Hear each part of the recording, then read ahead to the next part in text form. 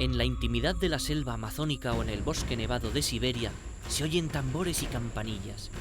Rituales donde las danzas y los cánticos resuenan durante horas. Nacen las ofrendas y los sacrificios a la Madre Tierra.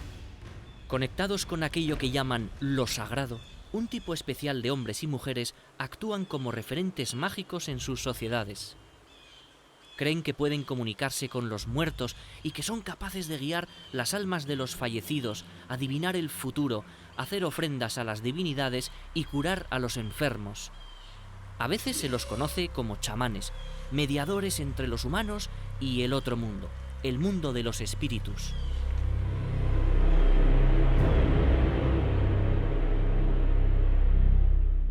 Para analizar la figura del chamán nos pondremos en la piel de las sociedades en las que nace y desde allí intentaremos comprender por qué surge la espiritualidad arcaica, en qué consiste un ritual chamánico o si tiene sentido hablar de curaciones.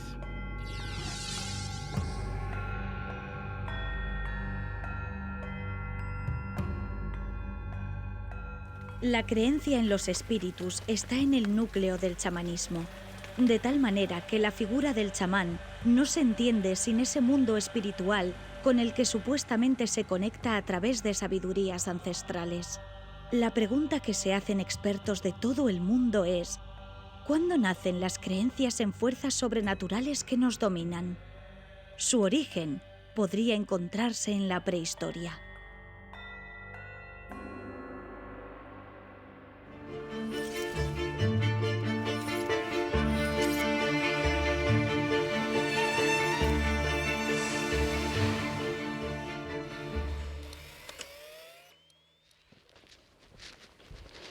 Estoy fijando, Ana, en que este lugar es impresionante. Estas piedras enormes tienen que pesar cientos de kilos. Esto habría sido difícil de construir para los hombres prehistóricos.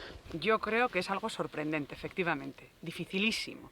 Ten en cuenta que son piedras que pesan, pero muchas toneladas. Y hace 3.500, 3.800 años, 5.000, que es cuando se datan,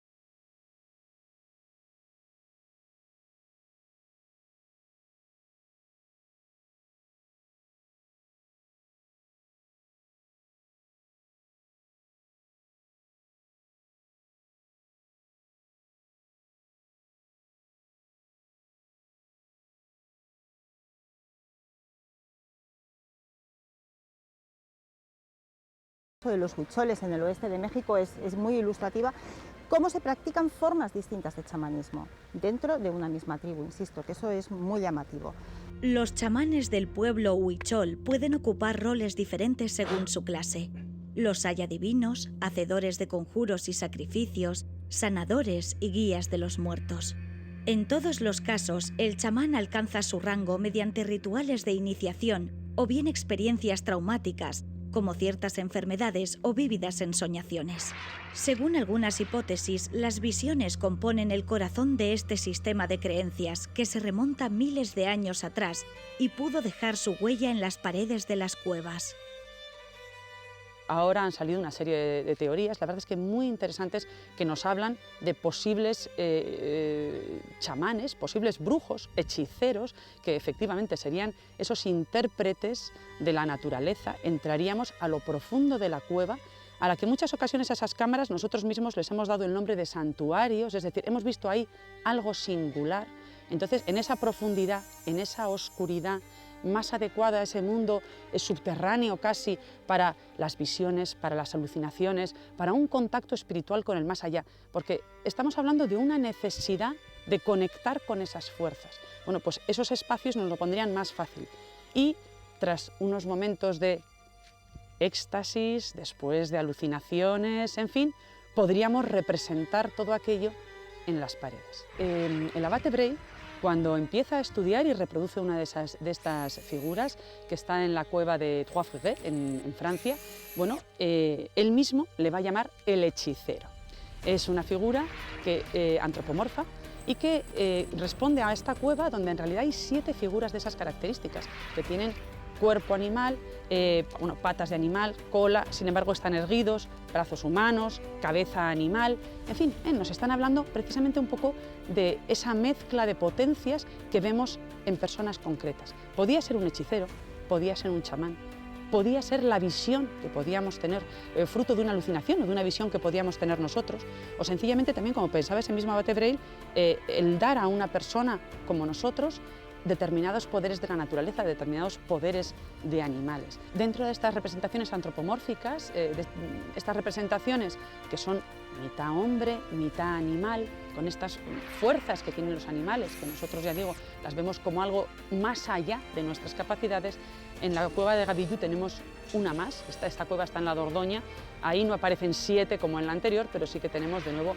un hombre que está dotado de aspectos animales. Respecto a las cuevas, la verdad es que es muy interesante porque donde se encuentran estas pinturas parietales, en muchas ocasiones son en lugares que están tremendamente recónditos, profundos, y además lugares con muy poco espacio. Donde se encuentra el llamado hechicero de Trois-Frères, aquí por ejemplo apenas caben 2 personas, es un lugar tremendamente angosto. Y se sabe, porque eso sí que lo sabemos y lo conocemos perfectamente, que en esas condiciones de profundidad, de un poco de falta de oxígeno, de falta de una conexión espacial del exterior, bueno, pues se pierde un poco el sentido, se pueden llegar a tener alucinaciones, tanto acústicas como visuales, y puede que eso también le sucediera puede que sí, puede que no, a estos hombres prehistóricos. Estos hombres primitivos realmente no sabemos qué pensaban. En rigor, y los estudiosos de la prehistoria así lo piensan, dan muchas interpretaciones y no podemos atenernos a una concreta. La definición del chamanismo es problemática y sigue siendo objeto de debate entre académicos. El historiador de las religiones y filósofo rumano Mircea Eliade publicó en 1951 un libro titulado El chamanismo y las técnicas arcaicas del éxtasis, considerada una obra de referencia sobre el tema. Para Eliade cabe hablar de unos rasgos universales del chamanismo. Otros especialistas defienden que el concepto de chamanismo debe emplearse solo para referirse a una forma arcaica de religión propia de Siberia, Mongolia y Asia Central. ¿Podríamos hablar de una unidad del chamanismo desde Siberia hasta Alaska? Podríamos hablar, bueno, siempre se habla del paso del estrecho de Bering, ¿no?, como una explicación, y es una explicación que puede ser creíble. Sin embargo, ¿podemos hacer la misma explicación con respecto al estrecho de Magallanes o con respecto a África? Un poco arriesgado. Es cierto que la palabra que se emplea en todos los casos es la misma. Ha llegado al mundo occidental vía ruso a través de los desterrados en Siberia por el gobierno de los zares, cuando se ponían a estudiar a los pueblos que tenían a su alrededor. Y entonces tomaron la palabra tungus, chamán. Se piensa que esa es la palabra que da origen al término chamán y se cree que en su sentido de el que sabe o el que conoce. Hay otras teorías al respecto, algunas incluso lo atribuyen al pali o al sánscrito. Pero lo cierto es que sea cual sea el origen de la palabra y sea cual sea la unidad con la que designamos a estas figuras, sus prácticas son muy diferentes. A lo más que podemos llegar es a resumir mucho y decir que un chamán es alguien que en estados alterados de conciencia afirma estar en capacidad de moverse por presuntos planos distintos de la existencia y de comunicar a las personas, a la comunidad a la que teóricamente sirve, con otros planos de la existencia que no son visibles ni accesibles para el resto de la sociedad. El estado de trance, también conocido como estado alterado de consciencia, es interpretado culturalmente como una posesión y viaje del alma. Durante el trance, el individuo ve alterada su percepción de la realidad y sufre alucinaciones. Formas y colores parecen envolverlo todo en un extraño sueño lúcido que solo él puede ver, mientras su cuerpo muestra convulsiones, temblores y estremecimiento. El éxtasis puede ser provocado de muchas maneras, mediante la fatiga, la privación sensorial, los bailes repetitivos o la meditación intensa. Sin embargo, la forma más común, empleada sobre todo por los nativos americanos, es el consumo de drogas psicoactivas que se extraen de algunas plantas. El chamán, en la versión, digamos, políticamente correcta, expresada ante todo por Mircea Eliade, el historiador de las religiones, se supone que es una mezcla de sacerdote, brujo y hombre portentoso, que por ejemplo tiene plurilocación, es decir, está en varios sitios al tiempo, que no muere, sino que se cuela entre las grietas de los mundos. Es un personaje, digamos, destacadísimo en todo tipo de sociedades ágrafas, nómadas y, claro, finalmente no desarrolladas, o sea, de densidades escasas. Mircea Eliade y el chamanismo políticamente correcto insisten que el chamán no tiene que ver con conocimientos de botánica psicoactiva. Incluso esto llega a Weber, Max Weber, en sus estudios sobre sociología de la religión. Lo sentimos mucho, Weber y Mircea Eliade están profundamente equivocados. La verdad es que el chamán siempre es un experto en botánica psicoactiva.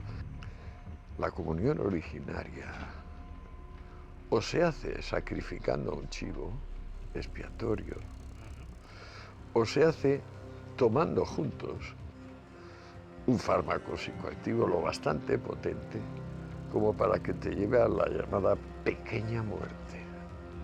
Es decir, tú penetras en la última profundidad de la existencia, empiezas teniendo miedo de enloquecer, luego temes morir y luego, ayudado en mayor o menor medida por el chamán y el ritual, que suele incluir música, luces, hogueras, recitados, reemerges a la realidad. Pero reemerges enriquecido por haber pasado esos terrores y no sucumbido a ellas.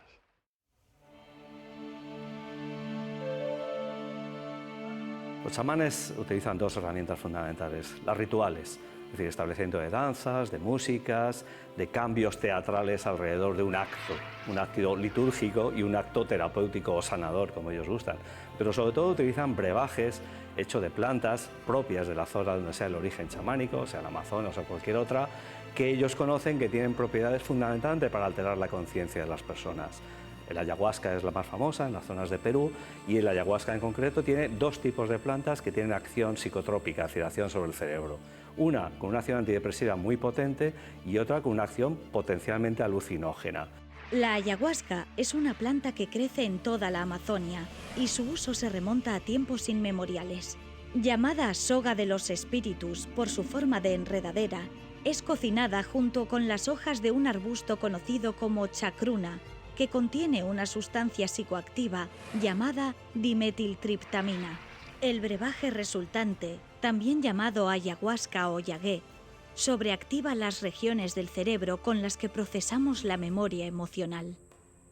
Por ejemplo, esta sería la molécula aislada que lleva esa planta, el DMT. Eso es una trampa y a la vez es un riesgo, es decir, inducir un cambio de conciencia y una alteración grave de la conciencia para ellos genera la liberación de ese espíritu animal o de ese espíritu dañino para sacarlo de dentro y de esa manera sanarse.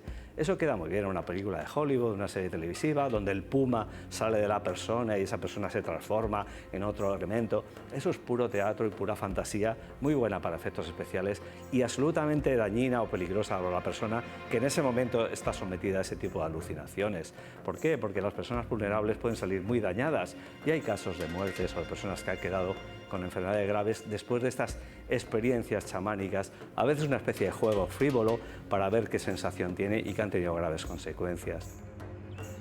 Mientras que para los chamanes de países como Perú o Ecuador, la ayahuasca es su planta ceremonial, los huicholes tienen también su propia planta sagrada, el peyote.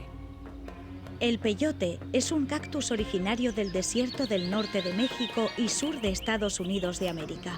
Existen evidencias de que ha sido utilizado desde hace 5.000 años y es la planta sagrada que ingieren los huicholes en sus ceremonias religiosas. No confundir la fitoterapia, que tenemos mucha experiencia en Europa y en nuestro país, de infusiones comunes, que hacemos ese tipo de infusión casera que puede ser útil para ciertas molestias, digamos. No tratar una enfermedad grave, evidentemente, con brebajes chamánicos, con experiencias chamánicas, donde el cóctel de productos es mucho más peligroso, imprevisible y de grave riesgo. En muchas sociedades indígenas y tribales, el chamán debe enfermar para superar el mal y comprender así la propia enfermedad. Solo de esta manera podrá mantener dentro de sí la capacidad de sanar a los que sufren. La curación siempre alude a ciertas energías. Sin embargo, las sanaciones chamánicas no son algo que la ciencia pueda dar por válido. Los chamanes hablan de una energía que interpreta al mundo, que es la que influye tanto externa como internamente, que está en la naturaleza, que está en el universo, que está en las personas. Y en ese equilibrio interpretan que está la salud o la enfermedad.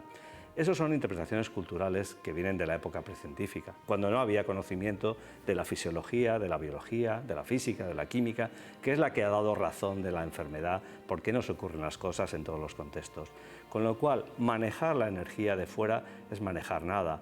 Esa energía no es la que medimos a través de los aparatos electromecánicos, es una interpretación cultural, es una palabra bonita para definir el espíritu, el alma, la energía como algo que influye en las personas y que la generan. Eso no es terapéutico, eso hoy en día no se habla en términos médicos de que la enfermedad se cura a través de esa vía. Tenemos que concretar cómo ocurre la enfermedad para modificarla. Y eso, la explicación chamánica es previa a la época científica y se ha quedado en esa explicación. La antropología académica clásica se refiere a los espíritus como parte de un sistema de creencias que se va heredando de generación en generación. Las investigaciones actuales, sin embargo, van por otro camino y pretenden dar respuesta a la siguiente pregunta. ¿Es la espiritualidad clásica una cuestión meramente cultural o en cambio tiene que ver con la activación de ciertas estructuras cerebrales? Las neurociencias nos dan algunas pistas muy interesantes. La ciencia cognitiva es muy útil para explicar el origen de las creencias espirituales y, por tanto, del chamanismo, un fenómeno psíquico y social donde la psicología de grupos cumple un papel protagonista. Manuel, ¿con qué estás? ¿Qué tienes entre las manos? Hola Luis, pues un antepasado nuestro, alguien de hace cientos de miles de años que tenía mente también, como nosotros. Qué Pero curioso. No como la nuestra, claro, es un poco diferente. Un poco diferente, pero ya eran humanos. Sí, de hecho son del género Homo, todos los del género Homo son seres humanos. Curioso. Diferentes a nosotros, Sí, pero humanos en el pleno derecho. pues en épocas probablemente muy inferiores a estas, pero también prehistóricas, encontramos una figura muy importante en las tribus. Es una persona a la que se atribuyen ciertos poderes, que tiene ciertas facultades y que se llamó en un momento dado chamán. Y yo me pregunto, ¿qué puede decirnos la ciencia sobre los chamanes? Bueno, los chamanes son expertos en inducir, especialmente a sí mismos, pero también a los miembros del grupo, estados alterados de conciencia. Ellos son expertos en manejar todas aquellas plantas que hay en el medio circundante que puedan inducir estados alterados de conciencia que les permitan ver otros mundos, que ellos además, es lo curioso de estas plantas, ¿no? En sus efectos, es que son muy convincentes, son vivencias muy reales, es decir, nunca van a pensar que son alucinaciones o es producto de su imaginación, sino que piensan que realmente son mundos que están ahí y que acceden a ellos mediante estas plantas. Para esta tribu, la figura del chamán es una figura de autoridad. Entonces le transfieren poder y asimismo el chamán está convencido de que tiene este poder, ya en un estado... Sí, a ver... Es decir, se vive como si fuese real. Los chamanes evidentemente creen en lo que están haciendo y en sus vivencias, y ese convencimiento, esa no mentira, se traduce en que los demás miembros del grupo lo consideran como una realidad que está ahí, a la que tiene acceso privilegiado, aunque no siempre único, el chamán, ¿no? Entonces él es como un intermediario entre otros mundos y este mundo, y como tal tiene una cierta autoridad. Y lo bueno que tiene la autoridad para el ser humano es que consigue de otros seres humanos cosas que son fantásticas, increíbles, es decir, que en ningún otro miembro del reino animal lo vamos a encontrar, que es el efecto de la autoridad sobre el comportamiento humano, que es muy importante, muy interesante.